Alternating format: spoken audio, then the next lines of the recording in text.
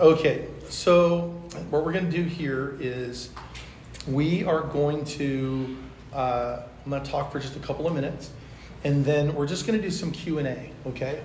Probably my favorite thing to do, to be honest with you, is just answer questions and talk and have a little, come on in everybody, everyone look that way, right? Good, you're here. That was a great session, everybody. Okay. I was joking. I like to answer questions. I talked about youth ministry in the first session quite a bit. And what I said in a nutshell, who was here the first time? Who was here the first time? What did I say in the first session in a nutshell? Don't do that to me. It was like, what did you say again? Lots of good things. What was the big picture? Shepherding. There you go. Shepherding who? No, Pastor who God gives you. There you go. Say it again. Pastor who God gives you. Pastor who God gives you, not who you want. Yeah, the leadership, thank you. By the way, that was like 50% of it. He jumped in, has teamwork right there. Someone over here said something, but they were totally wrong. So, just joking. So the idea with pastoring is that over the years, you kind of realize that, especially in youth ministry and young adult ministry, you pastor who God gives you. And that's your training ground for ministry. And one of the mistakes that young people make is young youth pastors who are younger, who haven't done it a long time, they think that their job is to grow. When your job really isn't to grow, your job is to shepherd. And growth will come out of shepherding. And kids will bring their friends and they'll get saved. And you'll do some outreaches. It'll be phenomenal. There'll be great outreaches. But if you don't pastor who God sends you, you're never really fulfilling your job, right? And if you're a youth pastor, you're a lamb specialist. You know, all the other pastors, they pastor sheep. But you pastor lambs, which means they're little, they're happier, and they're hyperactive. But they're still sheep, which means they're dumb and happy. You know what I mean? So, you got to become a lamb specialist. You got to know your kids. You got to know who you're pastoring. That was the idea of the first session, which is you pastor who you have, and that will be your training ground for ministry. It'll also teach you everything you know for the future, right? We also talked a little bit about how, and you've heard this because it's very cliche, but there are things that we can do in youth ministry that can mess it up a little bit, like using youth ministry as a stepping stone. So even if you're going somewhere else, and you know it someday, you got to treat it like it's the thing that you're going to do the rest of your life. Like you have to look at them like you're going to be with them forever, because they may not remember everything you taught, but 10 years down the road, they're going to remember that they looked at you like you were going to be there for them forever, and those moments get captured, right? So super fun. So I'm going to make a couple of comments about young adults now, about young adult ministry. And again, a lot of this is just kind of off the cuff. I have lots of stuff, but I just want to talk. Young adult ministry is just as important as youth ministry. You know, we put a lot of money and energy into youth ministry, but sometimes we just let young adults just kind of flounder. And again, I'm saying things without balancing that, okay? So you probably learned that's a theme in my life. We just let them flounder. And if you think about it, again, very idealistically, but if you think about it, if kids are in your youth ministry for 4 years, how long should you have them in young adult ministry? What do you think? Probably double. Yeah, right. So like 8 years. So that means that your young adult ministry should be 2 to 3 times the size of your youth ministry. Because if they don't leave. But typically they leave, and we don't pastor them. Yeah. And one of the reasons we don't pastor them is because we have these different philosophies. And I don't want to get into it. Like, we pastor them as youth, and so they have one pastor when they're in middle school. They have another pastor when they're in high school, maybe 2. And then they have another pastor when they leave high school. Now they think they're adults, and no offense to anybody if you're like 18, but you're still a teenager. My son is away at college. He thinks he's 25. I constantly remind him, you still have a teen after your age. You know what I mean? You're still a teen. So you got a long way to go, right? So then you get into college and all of a sudden you're expected to be an adult, but you're not really an adult. You're a young adult, which means that you're kind of an adult, but you're also more like a middle schooler. Because now you don't know anything again. Where am I going to get money? You borrow it from your parents. You know, it's this whole like insecure time of life. And then they're going to have a new pastor. So my whole point in this is that we try to view young adults as a part of our youth ministry pipeline. I look at a 12-year-old and I see a 12-year-old. I don't look at them and like they're 12. I see them at 22, 23 years old, having finished university or they got a job. Maybe they're in a relationship, maybe not, but I see them as a reproducing member of the body. I don't look at a 12-year-old and go, they're 12. I look at them and I go, I'm going to be around long enough in their life to see them at 25. Now, I know that that's not a normal way to think, okay? But that's how I view them. And then as you walk through, we don't want our young adults to feel like they're lost. So young adult ministry is really important. It actually is probably one of the most important ministries in the church. It just doesn't get the time it needs. That's why a lot of churches, when they start and they blow up with young adults. And then they love to make jokes. I have friends that had churches that exploded. And I think the oldest person in the church was like 31, you know? And they don't have a youth ministry because their whole church is youth ministry. You know what I mean? And so their joke is, our whole church is a youth ministry. Well, I love it. That's great. But that tells me that churches aren't focusing on young adults. And young adults are looking for something pretty important. So 3 things for young adults. Number 1, just really quick. Young adults need someone to know.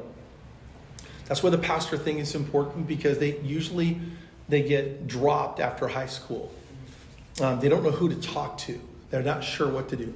They got to have someone to know, somewhere to go. In other words, they got to have something to do in the church.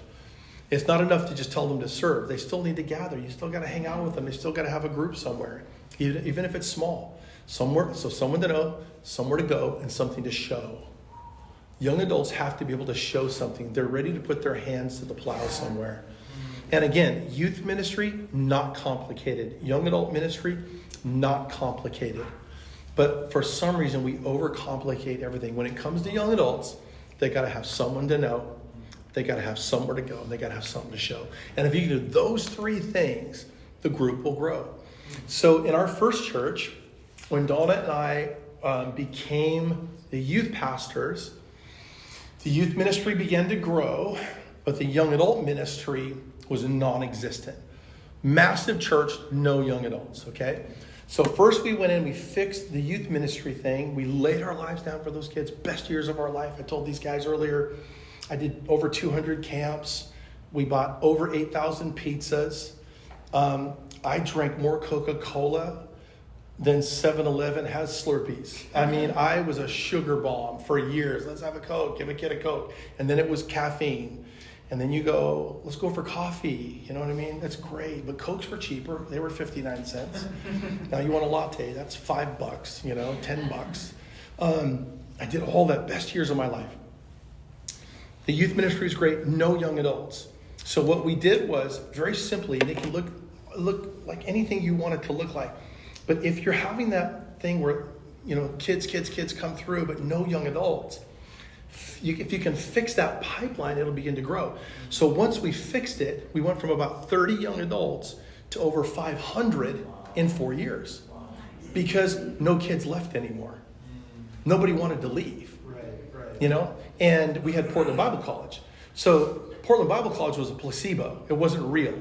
So like Portland Bible College had 300 kids over here, but there were no young adults in the church. So then all the Bible college students come in and do everything, and it just systematically worked all of our own kids out of our own church. And then everybody thought Portland Bible College was our church. I'm like, no, they leave to go home at the end of the year, and what's going to happen? You're not going to have there's no musicians because they're all Bible college. You see what I'm saying? Yeah. So I woke up one day, and being the guy that I am, and I like to blow things up, I just ended it. I just ended everything. I said, no more Bible college students involved in anything. You're done. Boom. Why? Because you're going back to Canada in 3 months. And I'm not going to have a drummer. So I'm going to take the little kid with no rhythm. I'm going to pray rhythm in him in the name of Jesus. And so this is real. So if you went to GU, which none of you did except for me and you, old school, 20 years in youth ministry. By the way, good job. Come on. He's about to beat me. He's in year 19. Look at his eyes. He's not quitting. He's gonna go at least 21 years. I mean this really loud, but like I'm sitting there going, okay, like all this great worship during the year, and then Bible college ends, and I come in on a Sunday morning, not an exaggeration.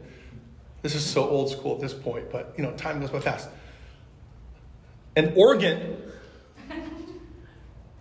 and I swear to you, what I'm about to tell you is the truth. I'm still getting healed from this. A harp. Manor House, one of their main worship instruments, I swear to you, was a harp. Now just look at me. Look at me. How frustrated was I? You know what I mean? All year long, the Bible college students do everything, and our young adults are nothing. They're nothing. Because the Bible college fulfilled every position. So I went in, right or wrong, and I just started kicking everybody out. And they're like, well, this is our place to learn. I was like, no, this is your place to go get A's in your Bible college class. Go read the book of Romans and get off the platform. Because I'm going to put little Johnny up there, okay? But put little Johnny up there, and he's going to learn how to play the drums. So there was nothing there. When we took it, it was nil. So we fixed the pipeline. No offense to any Bible college students here. I'm already in trouble. Our kids got first shot at everything. Our young adults started having pastors. Our young adults started getting chased around like they were in middle school again. Our young adults started having gatherings. Our young adults started to feel like they had a place. And it exploded because kids, after their senior year, they weren't leaving. And then later on, the other thing I had to fix was if a kid from our church went to Bible college, they might as well have gone to another state, because our Bible college was so all-encompassing. They would go get involved with Bible college and they would forget they even had a church. Right. I'm like, wait a minute. I'm still your young adult pastor. Well, I'm in Bible college now. Not if I say so, because I'm on the board. I'll take care of that right now. Like, get your butt down here. So we started to lose kids on our own campus. Okay, this is just my journey. It's not your journey. But the point is, it should be 8 years. You should be looking at 8 years of young adult ministry and not 8 months. You know what I mean? Just a thought, okay? But someone to know, somewhere to go, something to show. All right, let me give you a couple of quick thoughts about shepherding. I'm going to continue from this morning, okay? This is from John chapter 10. I'm still in verse 4 if you were here before. But it says that the shepherd goes before them and the sheep follow. We talk about being an example. I don't care what age you're pastoring. Your youth or your young adults will only reflect who you are. Yeah. It doesn't matter what position in leadership you have. You got to remember that who you are is more important than what you do. I have an old saying that I've said for 30 years. You got to be who you're supposed to be before you do what you're supposed to do. Because if you don't be before you do, you'll burn yourself out on the doing, and you'll never discover your identity in Christ. I don't care if it's young adults, youth ministry, middle school, kids ministry. It's all about leadership. And sometimes we pigeon youth pastors and young adults into youth pastors, when really what everyone needs to learn is leadership. And the bottom line in leadership is you can only minister out of who you are. Not only can you not pastor who you don't have, you can't minister out of who you're not. Yep. So you got to work on yourself. You got to work on your own leadership. You got to work on your own heart. One thing you can do in young adults is first identify what you think needs to change. So you might only have 10 young adults, and you're like, how do I get them involved? You got to identify it. If you don't identify it, you won't do anything about it, right? So you can identify it, and then you just make the decision to start making something happen. But you need to remember, that from the age of like 23, 24, 25, all the way down to 12, that's an entire generation. All right, so that's one generation in your church, whether it's 10 people or 1,000. And our responsibility is to all of them. So don't get pigeonholed into one thing. Make sure you view them the same way all the way through, and then embrace your own leadership, because at the end of the day, youth ministry is about leadership. To be honest with you, none of this is rocket science, right? Name for me some things that you guys do for your youth. What's a fun thing you guys might do for your youth? Throw something out. Come on, 20-year vet. Games. Dodgeball. Sounds like rocket science to me. You know what I mean? Like, what else do you do? Hangout nights. Tons of algebra there. Tons of geometry there. What else do we do? Candy.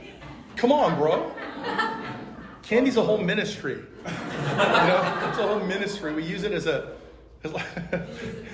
it's like a carrot in kids ministry. We start them young. You know, if you memorize this verse, you get candy, you know. All right, what else do we do? Field trips. Field trips. Awesome field trips, right? Field trips are fun, right? What else? Retreats are work. They're not rocket science. You don't sleep. It's not rocket science. You know what I mean? You're worried about what they're doing all the time. But it's not rocket science. My whole point is that youth ministry and young adult ministry, none of it's complicated. All of you can do it. You can figure out what your people need and how you're going to do it. But you as a leader got to grow. Yeah. And you have to be committed. And you got to understand more leadership. As a person, you got to be who God's called you to be. You got to work on your character and work on your responses, and then become a lamb specialist. Learn everything that you can learn, because youth and young adult ministry is really, really important, and it's really important in the local church. It really is. Youth ministry started in the mid 1800s. Maybe you know, it started in the mid 1800s in London. It's from London, and it started with street kids. It's where the YMCA was born out of, and all those groups. And they would see kids in the street with nobody to take care of them, and the church wouldn't do it. So people started gathering them up in the streets of London, and that's the birthplace of youth ministry, which is great. But the church needs to do that. You see what I mean? Like you're really important. What we do is really, really important, and we can't leave it to everybody else, because our sheep don't belong to them. God gave us our sheep. Okay, so I'm proud of you guys. You're doing a great job. I love the retreats. I love the candy. I love my years in youth ministry. And I still do it to a degree with my daughter, but it was a great season. So here's what I want to do. I want to just stop, and I want you guys to think of some questions, and I'm going to try not to ramble, okay? It's a problem for me. But I want you to think of some, I don't care what it is. It doesn't even have to be about youth ministry. That's fine with me as well. But any questions that you have that could get us started has anything to do with ministry, church, young people, or leadership. I can probe you. I can get some stuff going if I need to. Any questions? Questions. Yes. I have one.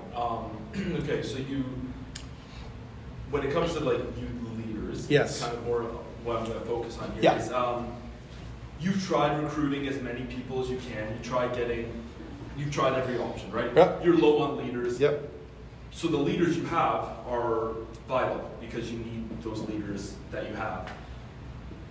But some of them you worry about their walk and how they're following their faith, what they're doing in their own life, their personal life. And some of those people you're like, you want to have that hard conversation, but at the same time, you can't afford to lose them. What do you do in that kind of situation? Yeah. Anybody experienced that? Anybody else been through that? Yeah. Okay. There's a lot there, right? There's a lot of stuff. So you're raising up leaders, right? Okay, again, what I say is very idealistic. Let me give you an example. If your young adults don't leave, there's your leaders. You see what I mean? So what happens is that all of our young adults leave the church, and so that we don't have any leaders for youth ministry, right? If your young adults don't leave, if you focus on young adults, you're going to have all the leaders you're ever going to need. you know? And I remember the first time we had 100 kids back in the early days, I'm like, we need to have small groups, but I only had 5 leaders. So, you know, what am I going to do? Well, 3 years later, with 500 kids, 500 young adults, we were able to launch like 150 groups. Because if young adults don't leave, you got them. You know, you can use them. When they're not following in their walk, right? Have any of you ever either been the person or been with leaders who kind of aren't living right, but you got to use them anyways? Are we not being honest right now? What are we doing, right? So you're like, what do? You pray that they don't screw everything up? You know? Okay. Well, in leadership, those questions never go away. Kind of like the question you asked earlier about just kids, you know, how do you balance? You know, some of these things never go away. So what do? You have to become the best version of the leader God wants you to be with the most wisdom as possible, right? I think we all know that it's better to not use a leader than to use a leader and put a kid in jeopardy. Right. Way better to not use a leader. So then you just wake up one day and you go, okay, how am I going to disciple my leaders? So then you start to make shifts in how you think. And you start to realize, look, it's youth ministry, so we're all going to be busy. We're all going to do all this stuff. But I'm going to start discipling my leaders. All this is very Christianese. But the truth is, it's actually the way it's done in the Bible. And it works. So if you disciple your leaders are going to begin to take shape around what you want them to become.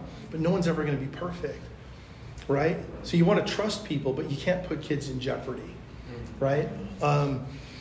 And so you do your best at raising leaders. But then the question is, where do you get your leaders? Well, when you find your leaders, you got to disciple them. And you end up spending more time with your leaders than you end up spending with your kids. That's why I told the story earlier about the first 36 kids we had. 20 years later, those first 36 kids, they got a lot of time from Donna and I. They became our disciples, and then they just spread out and they helped pastor our whole group. And that was a very special group to us. The first ones were great. But you got to disciple your leaders. So what you're talking about is just ministry. It's just ministry stuff. I mean, here's something I will say.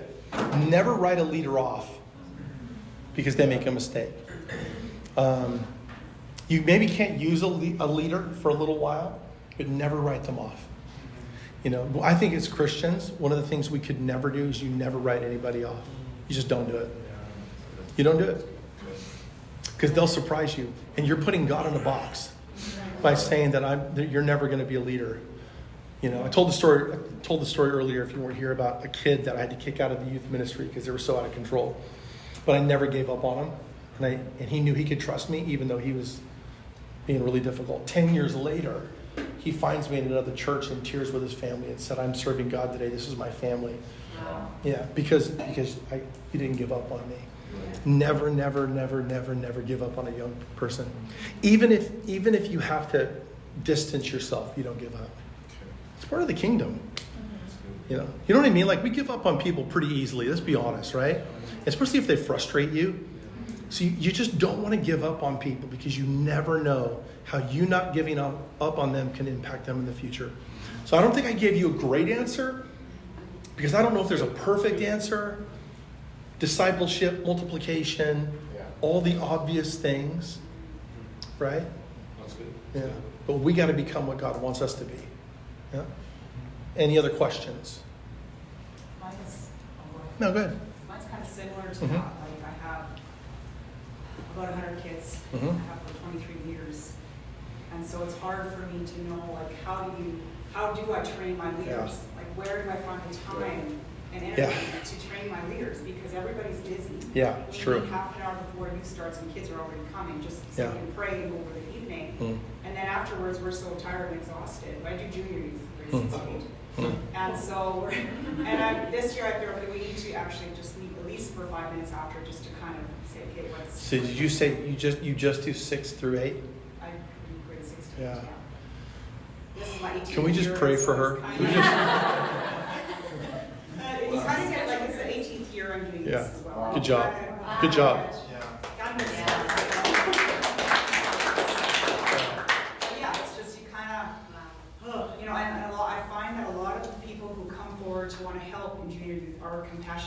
we're serving. Yeah. What can I do? Set up chairs, all this, but I find it hard to go in conversation. We're not just Right. here to supervise. Go Right. play, get on the floor. Like we do after we do table games, pit ball, Mm. active games, craft room. Mm. Like find where Yeah. I just find Yeah. it hard to, and then I try to Yeah. the women for lunches during the year to get to know them, but Mm. yeah, I find it hard to, how do I do that? Yeah. Well, it sounds like you're doing a pretty good job.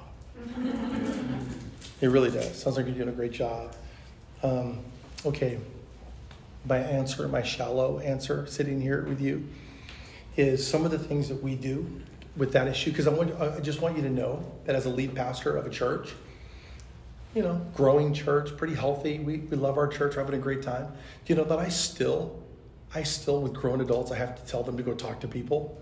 You know what I mean? Like we have our team meetings every Sunday, and I get so frustrated. I'm like, you are not here for yourself. You're 45. No, they talk to each other. Yeah, there's visitors coming in, and there's like 5 of our friends all hanging out over here. No one's talking to the visitors, right? So it doesn't change. That's my point. It doesn't change. So then what do? Okay, well then you come up with mantras. You come up with little things. Like, okay, everybody, tonight there's 3 things that everybody wants to know, and they already know them.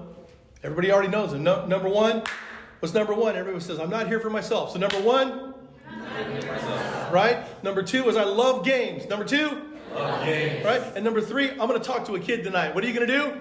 Talk to a kid. Okay, what's number 1? Not here. What's number 2? I love games. What's number 3? Let's do it again. What's number 1?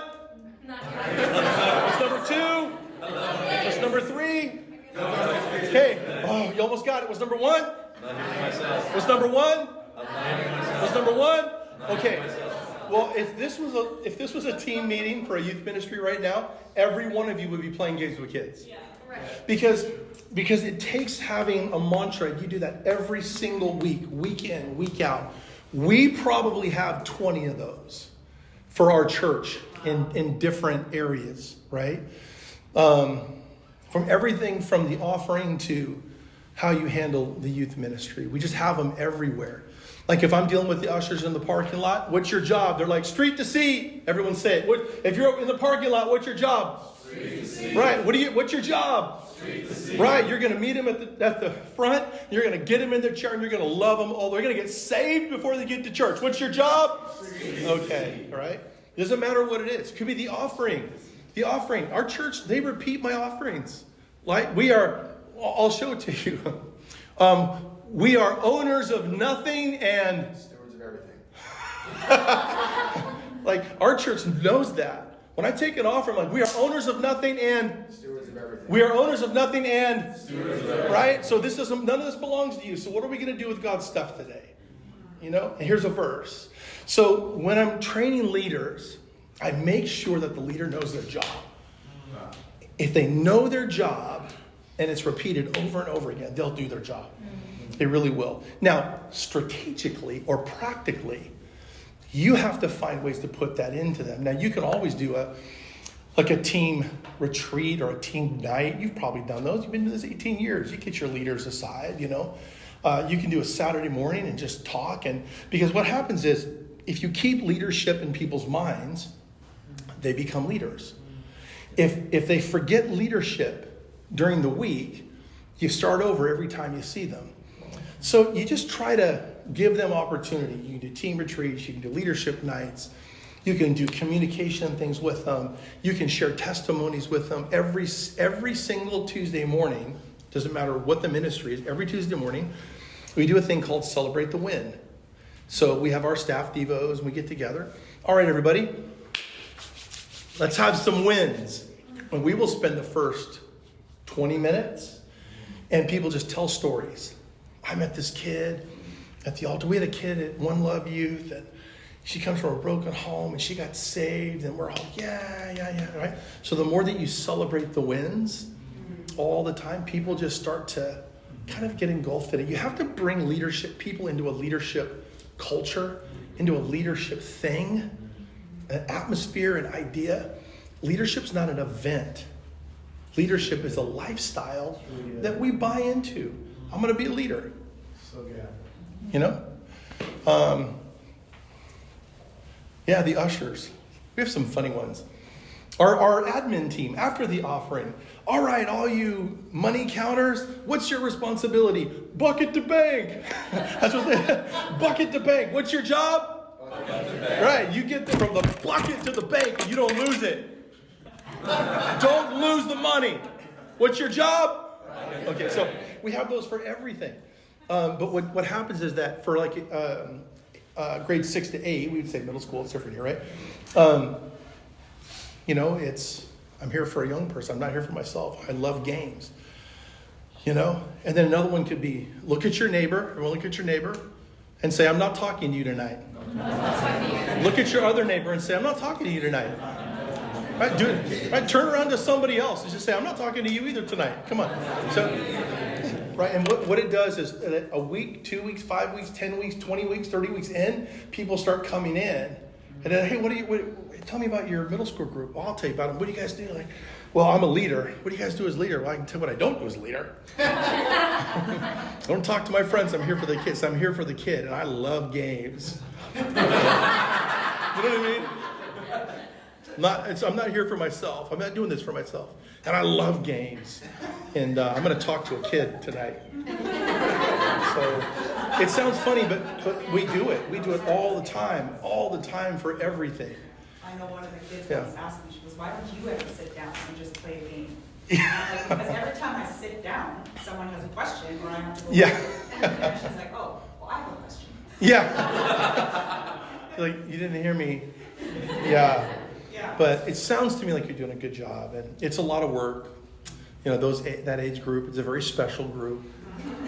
You know. Yeah. Very special. Yeah, of course. You said you had 23 leaders. Yeah. That's a lot. That's great. That is all. I wish I had 23 leaders for my middle school group. But I think what you can do too, because what leaders you want to do is you want to reproduce yourself. And is to actually pull up maybe 5 or 6 Yeah. or 7 of those that become like your lead team. Yeah, I do have that. I Okay. have 3. And that's who Yeah, you really that's pour right. into Yeah. because they carry what you carry. And there's a difference between leaders and doers. There's Right. people that are going to set up chairs and set up food for you. They may not be your leaders because they're not going to carry the culture and be the ones that can answer questions. But you're gonna elevate a few Yeah. that you can trust in. Yeah, and that's been helpful because I can bounce ideas off of them. And small groups, like last year we had 11 small groups. That's awesome. And so, but then I had to train those leaders who are shyer to lead Yeah. the groups. And so this year I want to make and they're like, what movie can we watch? So this year I'm going to make a list of movies that they can Yeah. use, a list of, what kind of devotions are we going to do? Like, I need to know everything you're doing because I'm in the end responsible for what you are doing, Yeah. right? And so at our church, we're doing criminal checks. Yeah, We've got all that. police checks, we have this long questionnaire, like it's pretty intense, but anyway, yeah. You do that too. It's kind of a challenge, it's just as much as teaching and, Yeah. yeah. That's right. Good job. What else?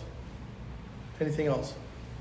Somebody was scratching their head earlier. Was that you? Well, I was just gonna pick your brain on Yeah. like what you see as a positive and negative, and even having like within the application process to be a youth leader. Yeah. So like kind of like the spiritual character qualifications, right? Like nobody's perfect, everybody's growing in Christ, and I know sometimes the temptation within youth and young Yeah. adult ministry is you just need more bodies. That's right. To not be there for themselves, Yeah. love games, and talk to kids. That's right. That's right. But like also you're trying to implement a level of spiritual Yeah. formation in their Yeah. life. How would you approach that, and like what would be some key things Yeah. to have in that process? Well, we talked about it a little bit earlier, or maybe I just said it, but like we have a responsibility, especially in youth ministry. Like we have to pastor our leaders. We got to disciple our leaders. So if we have a leader, because our leaders are usually young, not always, but they might be college age. They're not in their 40s maybe. But you got to pastor them and you've got to lead them. So the more that you can form them spiritually, if you use that term, the more that you can form them, the more that's going to impact how they handle the kids. But at the same time, you just need warm bodies in the room, right? So you got to know the difference in what you need the warm bodies for. Like I need van drivers. I don't need you to pastor anybody right now. Right. I'll put a pastor on your van, but I just need you to drive the van. You know what I mean? Versus I need you to lead a small group, or I need you to be here every Wednesday night. So there are some things, definitely, that you want your leaders to embrace or to be on the journey. But when you're dealing with a lot of young leaders, they're all on a journey. Their story is all still being written. So you got to help them write their story with Jesus, and then they'll help. And I like what he said too, because we do talk about this. You pick the 3, 4, 5 people who you can bring up and really pour into them, and then let that trickle down. But in my opinion, different subject. But I think that right now there is a genuine rebirth of true discipleship happening right now. You know what I mean? Like we need it. We need it. The church has gotten just kind of wacky and out there, and not a lot of discipleship. And in the States, at least, you know, through the pandemic, and I know you guys had it worse than we did. You guys were like North Korea up in here. Like you guys people were coming at you and shutting you down and, you know, putting people in jail. And, you know, it was tough. Canada was tough, you know. You guys, this is like the first time you guys were in our news every day. You know what I mean? Like we're in your news all the time. During the pandemic, it was you guys in Australia every day. What was I going to say? What were we talking about? Discipleship. Oh, yeah. In the States, 40%, so there's like 500,000 churches in the U.S., 40% of them are still 40% lower than they were pre-COVID. So they're 40% of their congregation. There's 40% of what they were. And 70,000 churches closed in 2 years. And those stats come from Bank of America, who owned all their mortgages because they foreclosed on all their buildings. So 500,000 churches, 70,000 of them closed in 24 months, right? And then another, 40% of them are still only 40% of where we were. So you look at that, and of course this is always a big debate. The COVID's a big debate. But all of a sudden, it's like everyone's gone. Where did they go? And I don't want to give you too much of my bias, but out of COVID, then all these funny philosophies and doctrines from the church start to come out, and it's like, well, let's just throw the church away. Let's just flush the church. Let's start over.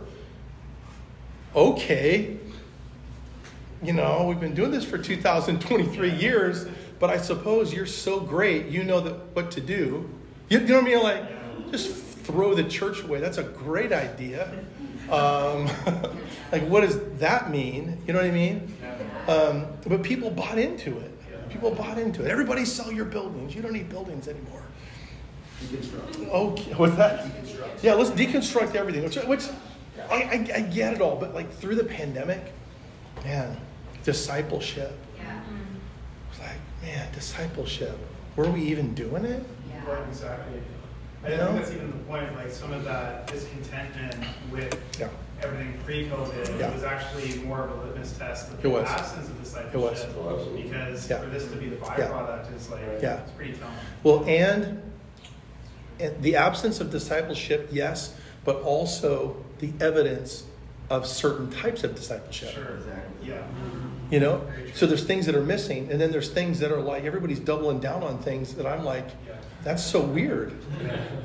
I'm being very vague right now. You understand? Like it's both things are missing, but then the things that were there were just a little off. And you're going to double down on that? Yeah. So discipleship's really important. I think that this next generation, I'll say that I didn't mention this earlier, but I was just having a conversation. I've had this conversation 10 times in the last year with guys that used to do youth ministry, like when I did it, back in the day. Back in the day, there were about 10 youth ministry movements around, right? And we were all friends, and we would all pray for each other. You know what I mean? There are no youth ministry movements anymore. And there's good youth ministry, but no movements. Even conferences are a little funny. Everything's a little wacky now. I don't know. And I'm the conference guy. You know what I mean? So who was I talking to? It was Banning from Jesus Culture. And we were just like, where's all the youth ministry movements? Where's everything? Well, I think there's a problem here when it comes back to discipleship. Back in about probably 2015-ish, right in there, we started taking great youth pastors in their 20s or 30s, younger than me, my goodness, right? And we started telling everybody when they're 25, they need to go pastor a church. And so what happened was we started removing all of the youth ministries and telling them that you got to go pastor a church. Church planting movements exploded, youth ministry declined, right? Because these people like yourselves who could have a great impact on the youth in your church for 3, 4, 5 years, 10 years, 20 years, 30 years in your case. That was a joke. That's a joke. 40 years. You see what I mean, though? We started to take all these youth pastors out. And now there's two things wrong with this. So please, nobody get offended. This is just the reality. You got young leaders going out to pastor churches who aren't ready to pastor churches because they haven't been through any of the tests that I just talked about. Their character's not tested. They haven't learned enough. They haven't been through battle enough. They haven't had enough arguments with their pastor and had to humble themselves enough. And I'm not saying the pastors are right all the time, because we're not. I'm just saying if you want to pastor a church really well, go through a lot of stuff in your 20s. And then in your 30s, you wake up one day and you figured, where did I learn all this? Well, because I walked it out. So then what happened? No youth ministry, number one. And number two, at 35, pastors are tapping out. That's right. When they should just be getting into their groove at 35, because they didn't have the character to carry themselves or the experience. They hadn't been through enough. And at 35, they want a sabbatical. And I'm going, I get sabbaticals, but you're 32 years old. Like, I'm just so... You know what I mean? Like, how long you taking off from your church? I'm thinking 4 months, 9 months, whatever I need to do to get... And I'm like, are you kidding me right now? You know what I mean? I just want to, no, go back to work. Lead your church. But at 35, they're tapping out. Yeah. Because they weren't formed enough in leadership. Just think of leadership, right? They weren't formed enough in their leadership when they were young. So two things have happened. Youth ministry declined, and church planting went up, and then church plant closures skyrocketed, right? But now there's greater support systems. We've got a support system. So whatever it is, I have a support system, ARC has this, all these support systems, right? And they extended the life of a church, because the old number is the average church, they get to 2-3 years and they don't make it. Wow. I don't know what the number is. It used to be like 70, 50, 60, 70% of church plants didn't make it more than 2 years, right? So then because we have support systems, so we extended that to 5 years, but then they still close. But then groups are preaching no, our churches make it past 2 years, 3 years, 4 years, 5, they're still going. 5 years, it drops off to 40%. I think all of this comes back to discipleship. I think all of this comes back to forming, learning, being discipled, have people, because you can't be discipled by yourself, by the way. You can't be discipled alone. That's not the way that it works. That's not biblical, right? So we have missed the formation, whether that's doctrinal, theological, relational, in community, under a leader, serving another man's vision, facing your own failures. We've skipped that. It's just an observation. Yeah, that's good. Yeah. Well, like I said, frustration that I have over the years, like you said, is that we become more programmatic. Yeah. And we have a curriculum that we 1, 2, 3. Now our discipleship lasts for 6 weeks, and after that you get a certificate saying that you're a disciple. Yeah. When it really is life on life. Yeah. And so I guess my question is this, is that what I've seen is like back in the day, because I was back in the day too, is that I saw a lot more people called to the mission field, pastors, that had a fivefold calling. Yeah. But I don't see that as much anymore, because it just seems like people are not, and I don't know if it's not modeled for them, or they are willing to pay the price for it. Sure. Is this okay, everybody? Yes. I'm not doing youth ministry per se. Okay, because I'm viewing you as just leaders and people right now, right? Okay, a couple things there. I think it's always good to finish something. I do lots of stuff where I give people something at the end. It's not always a certificate. You know what I mean? Sometimes, and depending on what it is, might be a pair of shoes. They like that way more than they do a get or dinner. You finished this class. You know what I mean? It might be like, hey, you guys spent 9 months with me in a discipleship program. I'm gonna buy you a pair of Jordans. I hope that's okay with everybody. But like, they spent 9 months with me. Do you know what I mean? Where do we sign up? I know. I probably shouldn't even have said that out loud. I have a no. I have a thing with shoes, but it's not a idolatrous thing with shoes. It's good. When It's healthy. shoes, I don't know, what am I wearing? No, but I love shoes. When I was a kid, we were really, true story. When I was a kid, my mom was the janitor at my high school, at my middle school. We had no money. Every year when school started, I'm the only kid without school clothes.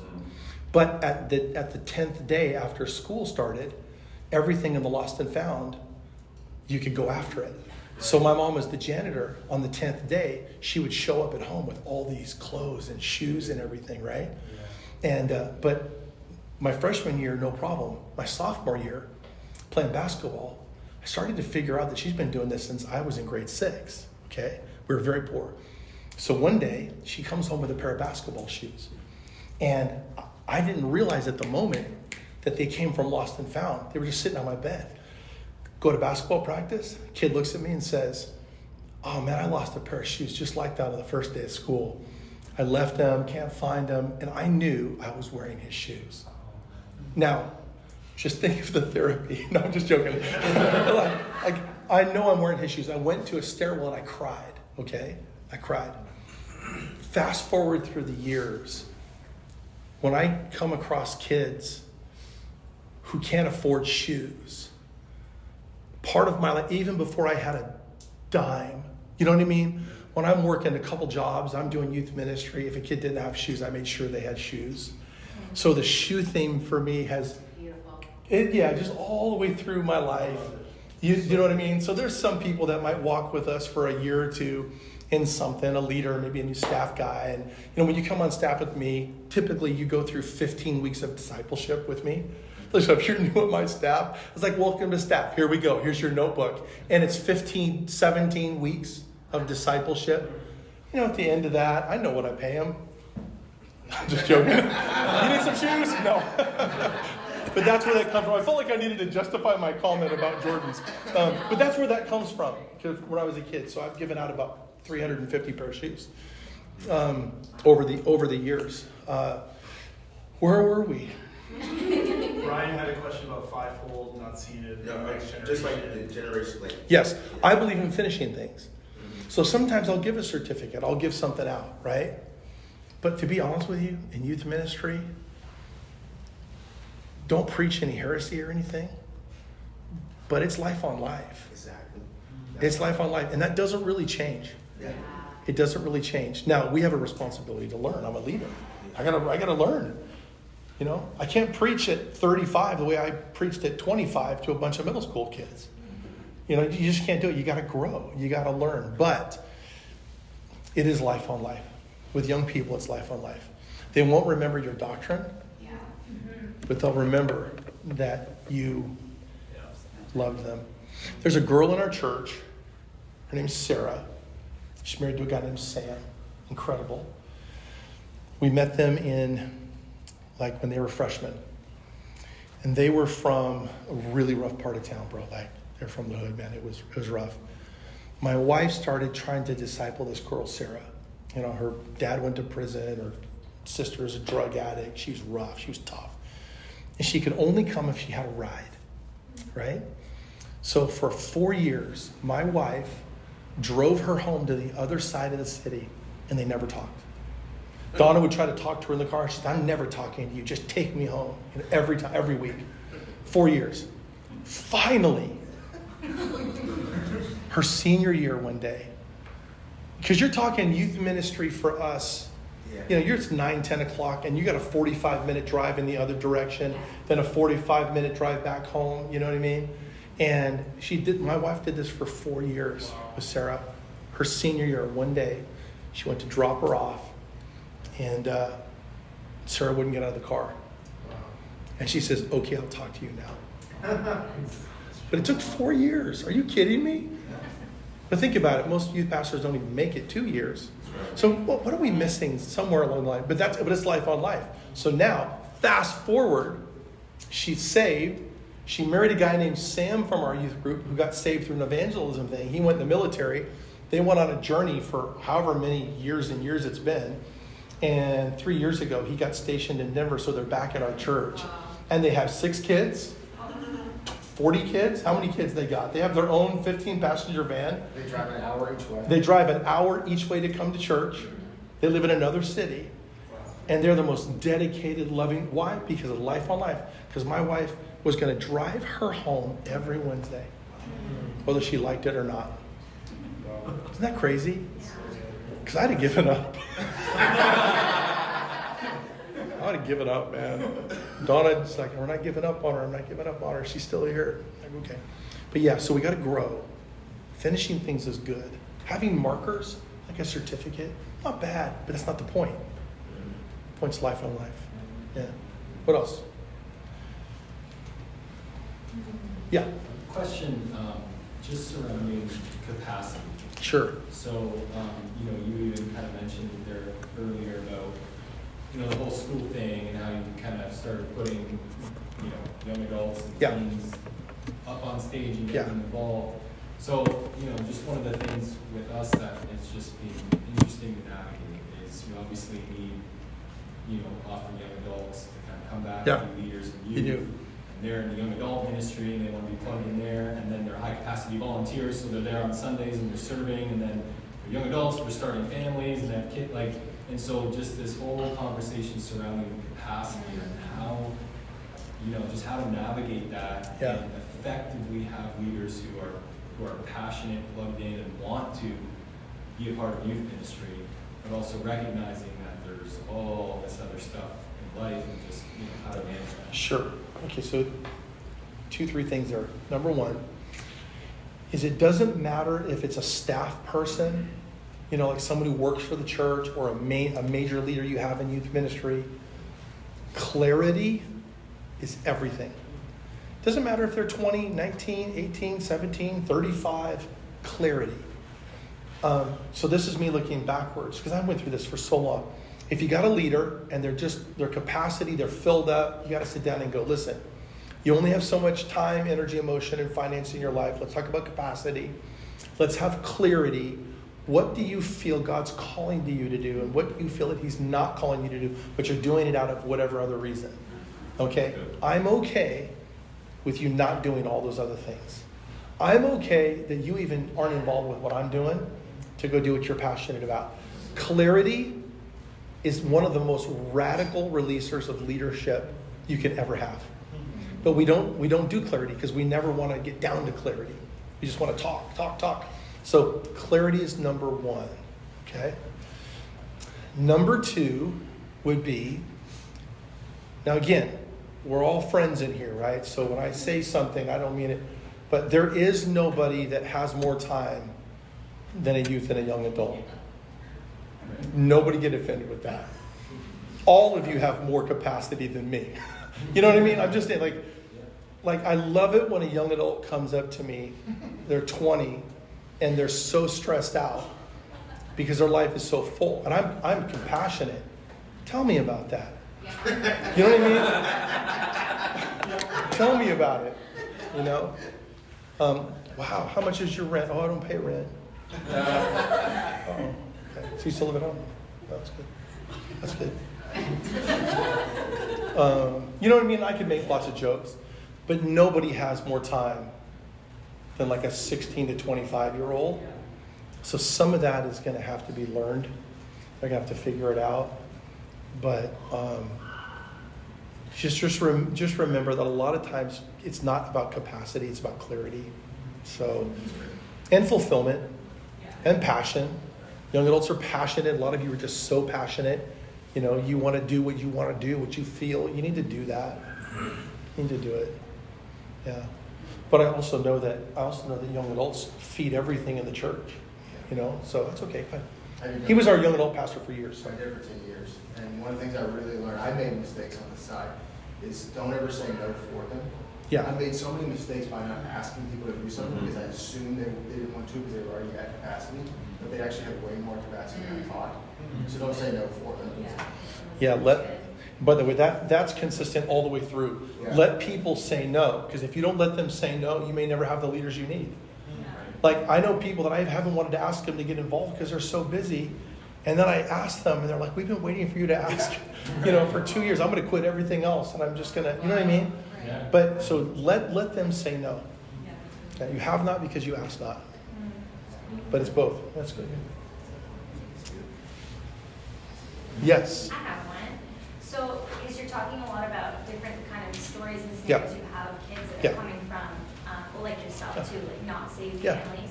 So, can you, it's not a specific question, but can you share some wisdom of like, I guess more my question is like, you have these kids that have come to know the Lord. Yeah. Whether their story is really broken Or or they not. have great parents. Yeah. Regardless, the parents don't know Right. the Lord. So, do you have any wisdom or advice you would give for youth leaders who are also walking alongside? Because we're all going to face that or have faced that. So how do we support them to honor their families? Also, it's tough. Like, it's tough when you have kids that are like, I'm just trying to follow Jesus, but like my family doesn't get it. You Yeah. know? And you don't want to, I don't want to have a hard No, time. it's tough. Oh, I thought you were going to read something that you had a verse. No, that's all. Yeah, it's tough. Okay, so let me just say wisdom, right? Because you can't say things against the family. It's a really tricky thing when you're in youth ministry. Now, if the family's completely, there's times to say something. I'm not saying that. I'm just saying that most of the time, like we have kids in our youth group right now, their parents sit outside and wait for them to get out of youth group, fuming that their kids are at church. I mean, fuming. And they use church as a disciplinary tool for their kids. Like, if you don't do this, you're not going to that church on Wednesday night. You know what I mean? So wisdom is paramount, right? Hearing from the Holy Spirit, knowing the kid, knowing the family, because every situation is different. And every kid, especially kids in that situation, you almost have to create a plan of attack for them. And again, clarity and communication. The more that you talk with them, the more that you can learn. Because most of the time, kids are afraid they're going to miss something, right? Like, if I can't come, I'm going to miss something, or I can't be a part of something, all true. But if you're talking and you're communicating, it relieves some of their own anxiety. Young people today, so much anxiety. Add spirituality, add church into that, to that anxiety kind of culture. So communication, talking with them, and just using wisdom. Because we have a lot of kids like that. But you got to be careful to talk against their parents. Because you know what happens if the kid goes home and says, well, Pastor so-and-so, you don't know them, but they said this about you. I mean, that's it. You've lost the kid. You're done. Yeah. You're done. Can I tell you the most extreme example of that I ever had? I got lots of stories. I'm just basically Grandpa Lassett, just up here rambling. One of my other favorite stories. I haven't told this. I don't think I've ever told this. Maybe once, but we had a girl. Who was it that the pastor mentioned sister wives? Last night? Right? Okay. That family on that TV show is from a community called Colorado. What's the name of their town? Something Colorado, right? Colorado City. Yeah, Colorado City. Well, a girl in Colorado City who comes from a polygamous family had a friend in high school who she tricked the girl and the girl's parents into coming to GU, our youth conference. So the girl lied to the girl and lied to the parents, and she thought they were coming to some kind of youth thing that wasn't even religious. They come to Portland, and she walks into this youth conference. She gets radically saved. I mean, radically saved. And for the next 3 years of her life, until she could get out, she couldn't tell anybody where she had been or that she'd given her life to Jesus, because she would have been forced into a marriage with an older man. She was 16. They would have married her off to a 40 or 50-year-old. And she disappeared and you never see her again. For 3 years, she watched every one of our youth services at the library on a computer until she was 19. I think she was 19 at the time, and then she was able to leave and so, just not that it totally applies, but it was like, no, if they find out you're done.